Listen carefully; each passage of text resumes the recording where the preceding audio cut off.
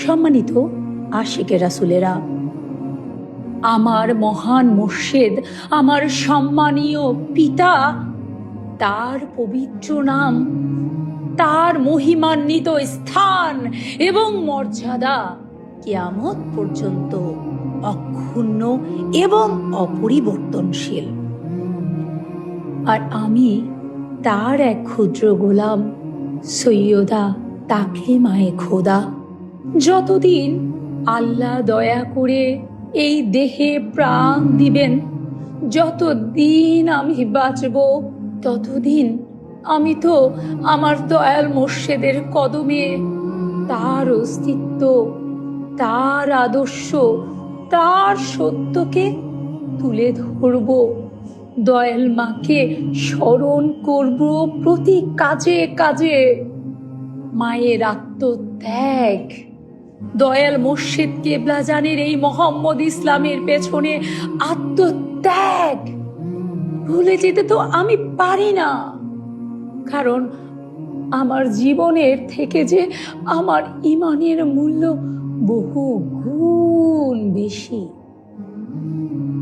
আর আপনারা যারা আমার মহান মুর্শিদের আত্মার সন্তান, আমার দয়াল মায়ের আত্মার সন্তান, তাদের বিপদে পাশে থাকা তো আমার ইমানি দায়িত্ব।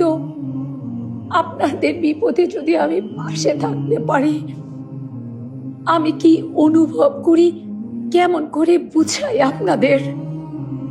আমার যখন খুব মন খারাপ হয়, কিংবা যখন আমি খুব ভেঙে পড়ি, তখন আমি আমার মন ভালো করার রাস্তা হিসেবে খুঁজে ফিরি আমার জন্য আল্লাহর সৃষ্টি কোনো বান্দা কি ভালো আছেন, আমার দয়াল দরদি মুর্শিদ কেবলাজানের কোনো আত্মার সন্তান জীবন কি একটু ভালো আছেন, যার কষ্ট আমি লাঘব করতে পেরেছি, তার বিপদে কাছে এসেছি, অসুস্থতা তার পাশে থেকেছি, জীবনের চরম হতাশায় তার শক্তি হয়ে তার মনোবল সুদৃঢ় করতে পেরেছি।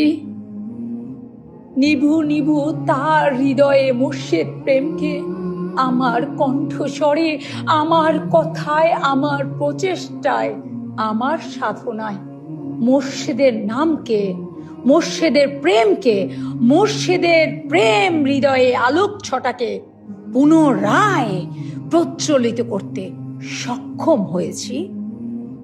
তখনই না এই মনটা ভালো হয়ে যায়। কেন জানেন?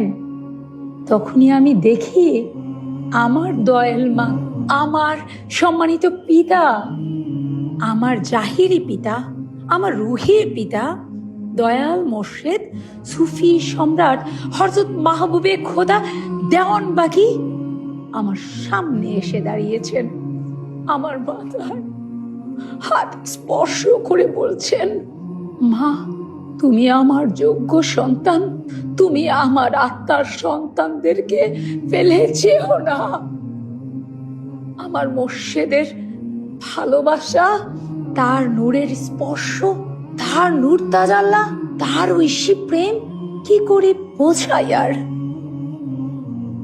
মুর্শিদের কথা বলতে গিয়ে যদি আমি কারো কষ্টের কারণ হই, বিশ্বাস করেন মুর্শিদের কথা বলা, মুর্শিদের আদর্শ প্রচার করা আমার ইমানি দায়িত্ব। আমার পার্থিব কোনো চাওয়া পাওয়া এর সাথে জড়িত নয়। তাই বলছি, এই গোলাম তো তার মুর্শিদের কথা বলবেই। একটা নিকৃষ্ট কুকুর যদি তার মনিবের জন্য পাগল হয়, তার মনিবের কে ভালোবাসে, তাহলে আমি গোলাম, আমার মুর্শিদকে ভালোবাসার অপরাধ কোথায়? মহান মুর্শিদের আদর্শ তুলে ধরা তো আমার ইমানি দায়িত্ব।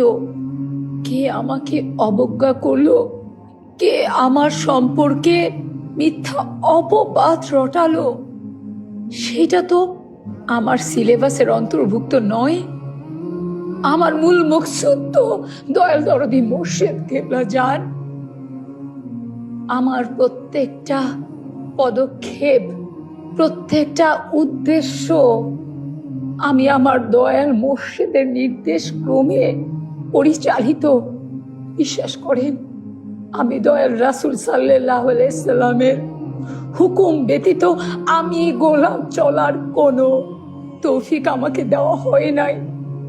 আমি গোলামের কাজ হচ্ছে আমি আমার মসজিদের কথা বলবো, আমার দয়াল মায়ের কথা বলবো, দয়াল নবীজির কথা বলবো।